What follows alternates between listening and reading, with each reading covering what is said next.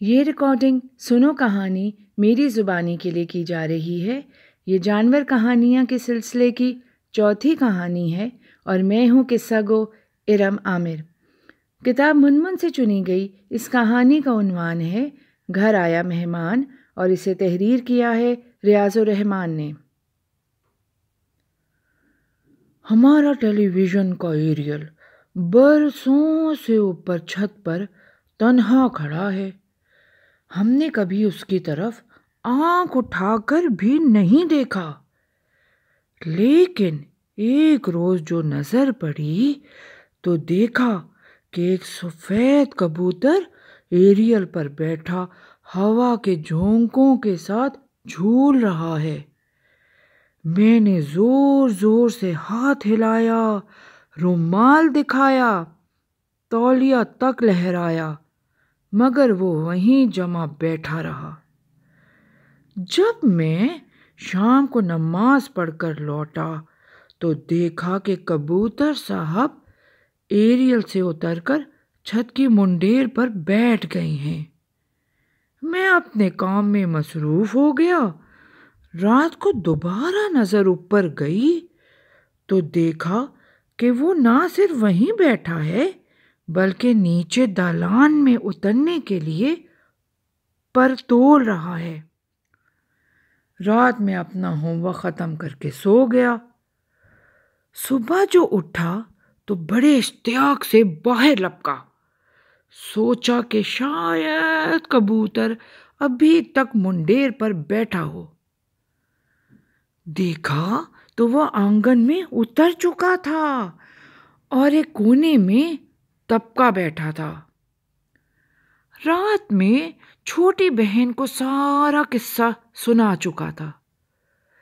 वो भी सुबह होते ही मेरी मुहिम में शरीक हो गई और मुफ्त मशवरों से नवाजने लगी। उसी के मशवरे पर हमने गंदम के कुछ दाने डाले। जनाब ये तरकीब कारगर रही और कबूतर साहब अपने कोने से निकलकर बीच मैदान में आ गए।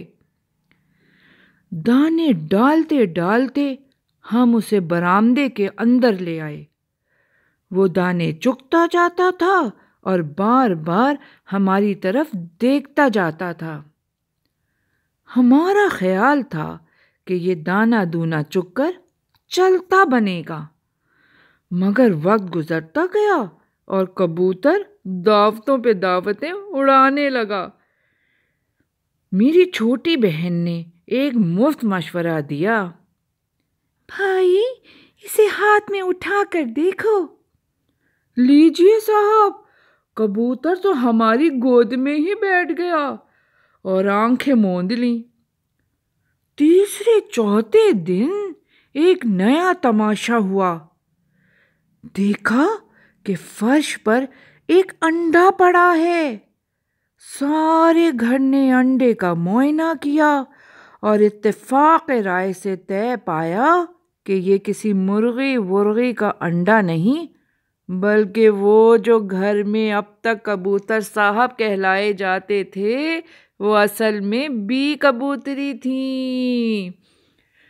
अब तो उसके और ही ज़्यादा चोंचले होने लगे। बहन उसका पहले से ज़्यादा ख्याल रखने लगी। अम्मी ने तो टोकरी में भूसा ही बिछा दिया ताकि बी कबूतरी को आराम करने और अंडे देने में सहूलत हो। गर्स ये कि सारे घर वाले उसका ख्याल रखने लगे। हम उसकी इस नाज बर्दारी पर थोड़े से जले, मगर हमारी बहन सारे घर में खुशी से नाचती फिरी कि लड़कियों के साथ हमेशा अच्छा सलूक होना चाहिए। एक रोज बी कबूतरी घर के पुराने कुएं में उतरने चली थीं कि अम्मी ने देख लिया और चिल्लाई कि कबूतरी अगर अंदर उतरी तो मर जाएगी। जनाब उसी शाम मजदूर बुलाकर कुएं का मुंह बंद करा दिया गया। मुख्तसर ये कि जिसे मैं अपना मेहमान समझ बैठा था उसे बहन ने और अम्मी ने हथिया लिया।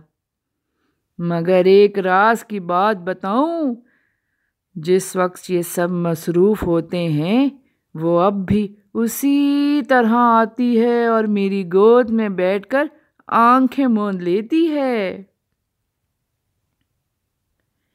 ये थी आज की कहानी इरम आमिर की ज़ुबानी। मज़ीद कहानियाँ सुनने या मुफ्त डाउनलोड करने के लिए हमारा फेसबुक पेज, यूट्यूब चैनल और साउंड क्लाउड लिंक सुनो कहानी मेरी ज़ुबानी लाइक, सब्सक्राइब और शेयर करना ना भूलिएगा।